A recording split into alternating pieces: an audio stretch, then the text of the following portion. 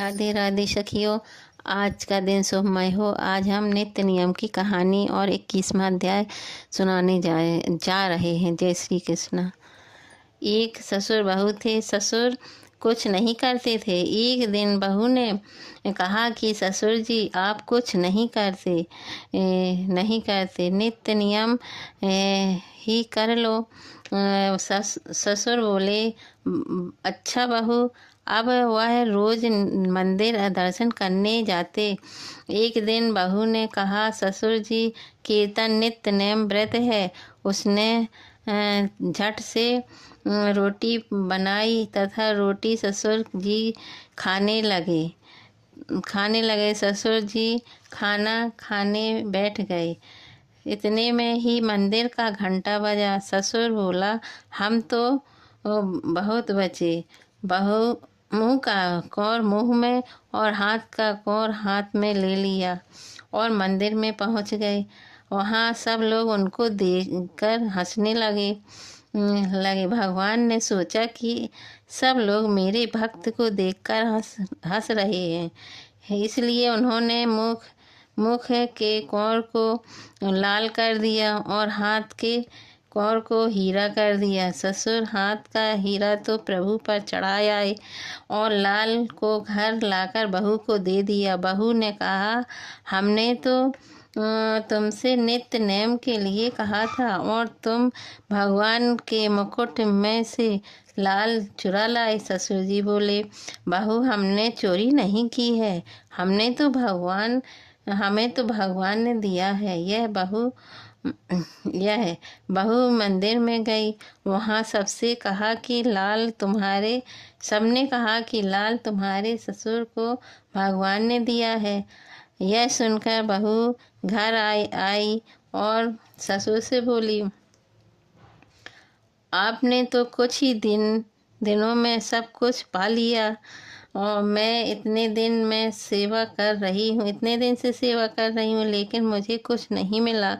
ठाकुर जी की जय हो। ठाकुर जी प्रेम के भूखे हैं। जैसे ससुर पर कृपा करना, जैसी सब पर कृपा करना, जैसी हम पर भी कृपा करना। जय श्री कृष्ण।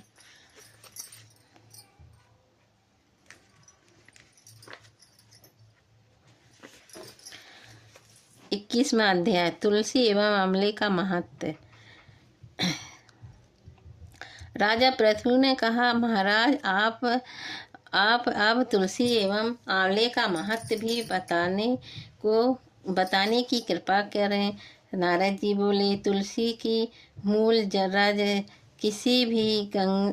किसी भी अंग पर लगाकर प्राणों को छोड़ने वाले व्यक्ति को यमराज नहीं देखते।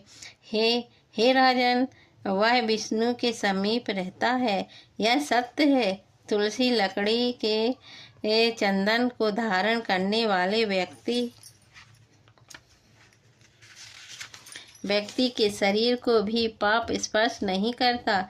हे राजन, जहाँ तुलसी के वृक्ष की छाया हो वहाँ श्राद्ध करना और पिंड देना अक्षय फल का देने वाला है। हे नृपोत्तम, आंवला की छाया में जो पिंडदान करते हैं उनके नरक में पड़े हुए पितृ भी तृप्त हो जाते हैं। हे राजन, तुलसी, आंवला और द्वारका की रज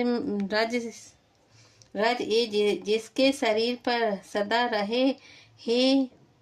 रहे वह मनुष्य जीवन मुक्त हो जाता है।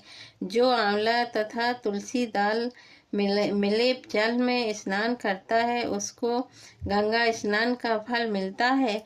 जो मनुष्य आंवले के पत्ते फलों से पूजा करता है उसे स्वर्णमयी मणि और रत्नों की पूजा करने का फल मिलता है। तीर्थ, मुनि, देवता, यज्ञ आदि की कार्तिक के महीने में तुला राशि के सूर्य होने पर आंवले के वृक्ष में रहते हैं। जो मनुष्य द्वादशी को तुलसी और कार्तिक में आंवले को तोड़ता है वह